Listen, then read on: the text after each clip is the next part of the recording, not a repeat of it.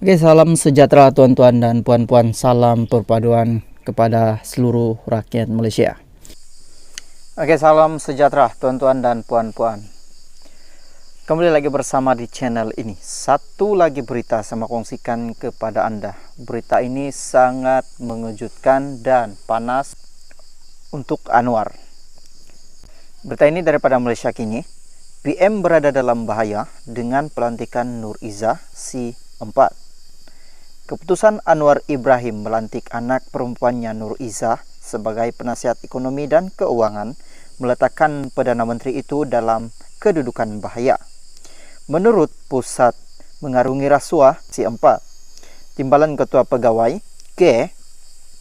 Stanley menyifatkan langkah itu sebagai amalan nepotisme dan berlaku konflik kepentingan. Peranan Izzah sebagai pro bono tak dibayar gaji adalah tidak relevan. Ia mengenai nepotisme dan lebih penting lagi isu konflik kepentingan. Ini boleh meletakkan PM dalam kedudukan yang sukar dan bahaya, katanya kepada Malaysia Kini. Mengulas lanjut, Stanley berkata terdapat kebimbangan bahwa Anwar tersilap langkah dengan melantik ahli keluarga untuk mengisi jawatan penting. Terdapat harapan yang tinggi terhadap Perdana Menteri itu. Dia harus memimpin dan menetapkan standar takbir urus yang tinggi.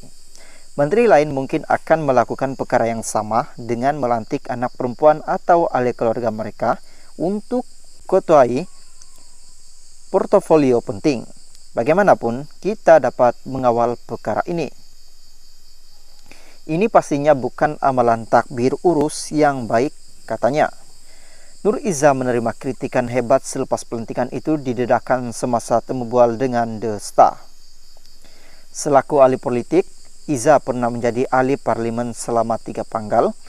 Pada 2008, dia dipilih sebagai ahli parlimen Lembah Pantai pada usia 28 tahun. Namun, sewaktu pilihan raya umum ke-15, dia gagal mempertahankan kerusi Permatang. Walaupun Anwar mengesahkan bahawa bekas ahli parlimen Permatang itu akan melakukan tugas tersebut tanpa dibayar allowance, keputusan itu mendapat kritikan daripada kedua-dua belah pihak dalam parti maupun lawan. Antara yang mengkritiknya termasuk Ketua Pembangkang Hamzah Zainuddin yang menggesa Anwar menarik balik pelantikan itu serta mendakwa ia bertentangan dengan prinsip takbir urus yang baik,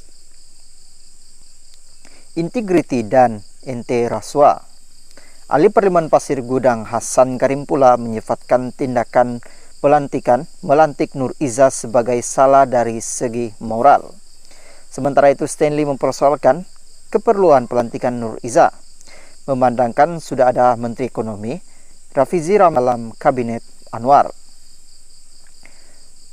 Bukankah akan terdapat konflik di situ atau satu pertindihan tegas? Cadangan siapa yang Perdana Menteri akan dengar? Anak perempuannya atau Menteri Ekonomi? Inilah masalahnya di sini, katanya. Dia kemudian mempersoalkan mengapa pelantikan Izzah yang berkuat kuasa 3 Januari hanya diumumkan semalam. Menurut Stanley, Anwar sebagai pemimpin utama dalam kerajaan mesti menunjukkan contoh yang baik kepada orang bawahnya. Kerajaan mesti segera memulakan reformasi dan ini mesti bermula dari atas. Perlu ada isyarat jelas bahwa mereka serius terhadap reformasi. Dengan melantik ahli keluarga, penjawat awam tidak akan yakin bahwa kerajaan ini serius dalam agenda reformasi dan ia hanya memberikan isyarat yang membimbangkan. Setiap tindakan yang diambil oleh pemimpin utama di peringkat atasan mesti mempunyai standar takbir urus yang tinggi dan memberikan keyakinan kepada orang ramai secara keseluruhannya.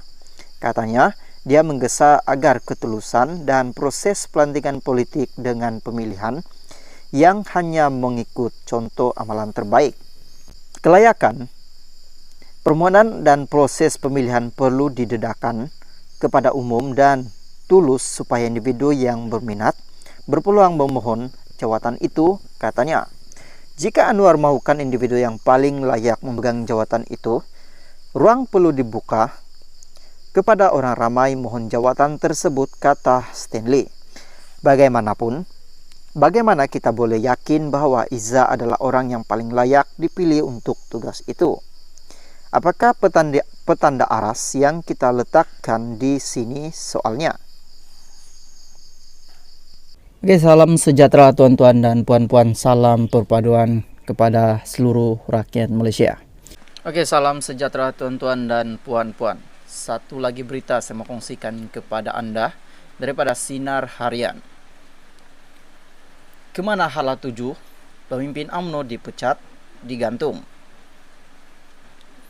Syalam, krisis dalaman melibatkan parti tertua Melayu, yaitu UMNO itu bagai tidak berkesudahan susulan tindakan kepimpinannya yang melakukan pembersihan secara besar-besaran pada Jumaat lalu.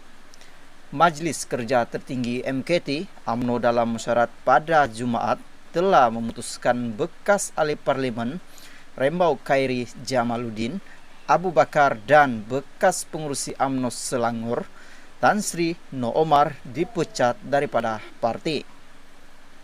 Selain Khairi, UMNO turut menggantung keahlian beberapa pemimpin lain, antaranya ialah ahli parlimen Samborong yang juga bekas naib presiden Datuk Sri Hisamuddin Husin dan bekas ketua penerangan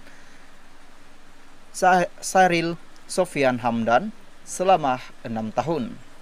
Langkah pembersihan itu pastinya memberi kesan besar bukan saja kepada UMNO dan parti-parti lawan lain, malah juga melibatkan pilihan raya negeri PRN yang bakal diadakan tidak lama lagi.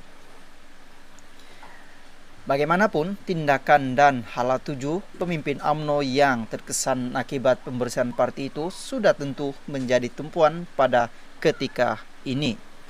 Meskipun mereka yang telah dipecat atau digantung keahlian itu masih boleh membuat rayuan berhubung keputusan MKT UMNO tersebut. Namun masih alternatif lain yang boleh dilakukan, yaitu menyertai parti lain. Pada Ahad, Parti Pribumi Bersatu Malaysia, Bersatu Selangor bersikap terbuka dan bersedia menerima no, dan beberapa lagi ahli parti itu yang dipecat dan digantung keahlian bagi memperkuatkan lagi jentera Perikatan Nasional PN di negeri berkenaan. Timbalan Pengarah Jentera Pilihan Raya PN Selangor, Datuk Zulkafiri Hanapi berkata kemasukan no